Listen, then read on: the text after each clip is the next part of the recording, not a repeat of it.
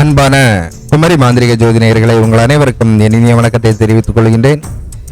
நம்ம இன்னைக்கு பார்க்கக்கூடிய பதிவு என்னன்னு பார்த்தீங்கன்னா, வசிய திலகம் எப்படி நம்ம தயார் பண்றது, அது என்னென்ன முறைக்கெல்லாம் நம்ம பயன்படுத்தலாம் அப்படிங்கிற விஷயத்தை நம்ம பார்க்க போறோம். நம்ம பதிவை பார்க்கக்கூடிய நபர்கள் தயவு செய்து என்ன செய்யாங்க, ஸ்கிப் பண்ணாமல் பாருங்க. ஸ்கிப் பண்ணா உங்களுக்கு நான் சொல்ல வர்றது புரியாது.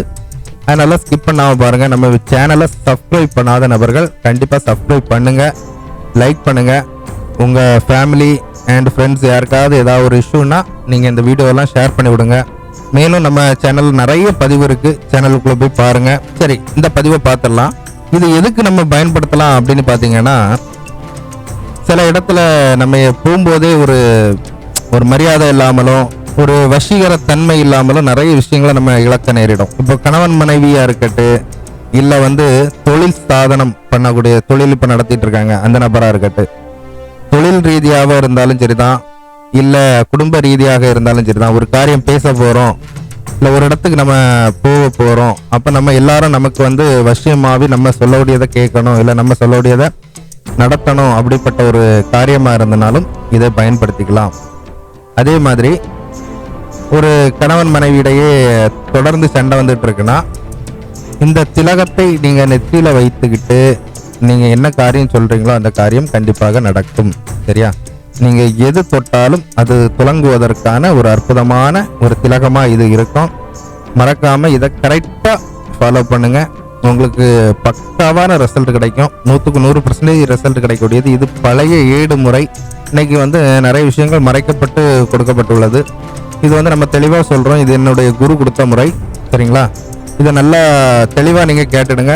சரியா? எந்த இடத்துலையுமே நீங்க ஸ்கிப் பண்ணி கேட்டுட்டு நீங்க ஒரு செயல் செய்தீங்கன்னா அந்த செயல் என்ன செய்யாது, வெற்றி அடையாது. இந்த காரியத்தை நீங்க வெற்றி அடையணும், முழுமையா கேளுங்க. சரிங்களா? சரி நண்பர்களே, இப்போ நம்ம பதிவுக்கு போவோம். வரக்கூடிய ஒரு அமாவாசை கழிஞ்ச ஒரு ஞாயிற்றுக்கிழமை, வளர்ப்பிறை ஞாயிற்றுக்கிழமை. சரிங்களா? அமாவாசை முடிஞ்சு வரக்கூடிய ஞாயிற்றுக்கிழமை, பூச நட்சத்திரம் வரக்கூடிய ஞாயிற்றுக்கிழமையா பார்த்து நீங்க எடுத்துக்கிடணும். சரிங்களா? இதான் ரொம்ப முக்கியம். எல்லாமே நாள்கோள் பார்த்து செய்தாதான் காரியம் வெற்றி அடையும். சரியா? அந்த நாள்ல என்ன செய்யணும்னா, தொட்டால் சினிங்கி செடிக்கு முறையா காப்பு கட்டி நீங்க சாப நிவர்த்தி பண்ணி என்ன செய்யணும், அதனுடைய அந்த செடியை நீங்க எடுத்துடணும். ஏன்னா அதனுடைய சம்பளம் முதல் எல்லாமே இதுக்கு தேவைப்படும். அதே மாதிரி நீலச்சங்கு புஷ்பம், இதுல வெள்ளச்சங்கு புஷ்பமும் உண்டு. இந்த நீலச்சங்கு புஷ்பம் செடி பார்த்து நீங்க என்ன செய்யுங்க, சாப நிவர்த்தி பண்ணி முறையா காப்பு கட்டி பிடுங்கிடுங்க. சரிங்களா? அதே மாதிரி வெள்ளை குண்டின் மணி, இது சில இடத்துல பெரிய மரமா இருக்கும். அதற்கு வடக்கு போகக்கூடிய வேற பார்த்து நீங்க என்ன செய்யுங்க, எடுத்துக்கிடுங்க. சரிங்களா? இந்த மூணையும் என்ன செய்யுங்கன்னா, நல்லா கல்வத்துல போட்டு அரைங்க. நல்லா அரைச்சி எடுக்கும்போது நல்ல மை பக்குவத்துல வரும். இந்த மை பக்குவத்துல வரத உருண்டையாட்டு பிடிச்சு நிழல்ல உலர்த்தி காய வைக்கணும். நீங்க வெயில்ல வைக்க கூடாது, நிழல்ல வைக்கணும். வச்சுக்கிட்டு நான் சொல்லக்கூடிய மந்திரத்தை அதுக்கு என்ன செய்யணும், நீங்க ஒரு 48 நாள் நீங்க போடுற மாதிரி இருக்கும். சரியா? அந்த மந்திரம் என்னன்னு பாத்தீங்கன்னா, ஓம் ரீங் வசி வசி, என்ன காரியமோ, என்ன காரியத்துக்காக நீங்க அதை ரெடி பண்ணிருக்கீங்களோ அந்த காரியத்தை சொல்லி வசி வசி. ஓம் ரீங் வசி வசி, என்ன காரியம். இப்ப எனக்கு நிறைய பேர் ஜனவசியமாகணும், இல்லைன்னா எனக்கு கணவன் எனக்கு வசியமாகணும், இல்ல மனைவி எனக்கு வசியமாகணும், இல்லைன்னா வெளியே போகக்கூடிய இடத்துல எல்லாம் ஜனங்கள் எல்லாமே எனக்கு என்ன காரியமோ, நீங்க எந்த காரியத்துக்காண்டி பண்றீங்களோ அந்த காரியத்தை சொல்லி வசி வசி அப்படிங்கூடிய மந்திரத்தை நீங்க ஒரு 48 நாள் நீங்க என்ன செய்யுங்க, ஒரு நாளைக்கு 108 தடவை வச்சு நீங்க சொல்லுங்க. அதுக்கு சொல்லிக்கிட்டு அதுக்கும் பிறகு நீங்க என்ன செய்றீங்கன்னா, இப்ப வெளியே எங்கேயாவது போறீங்க, அந்த காரியத்துக்காண்டி போறீங்க, அந்த காரியம் நடத்தணும் அப்படின்ட்டு போறீங்கன்னா, அந்த உருண்டையை எடுத்து உங்க வாநீர், துப்பு நீர் இருக்குல்ல, வாயில வரக்கூடிய துப்பு நீர், அந்த துப்பு நீரை எடுத்து லைட்டா வச்சு உரசணும்.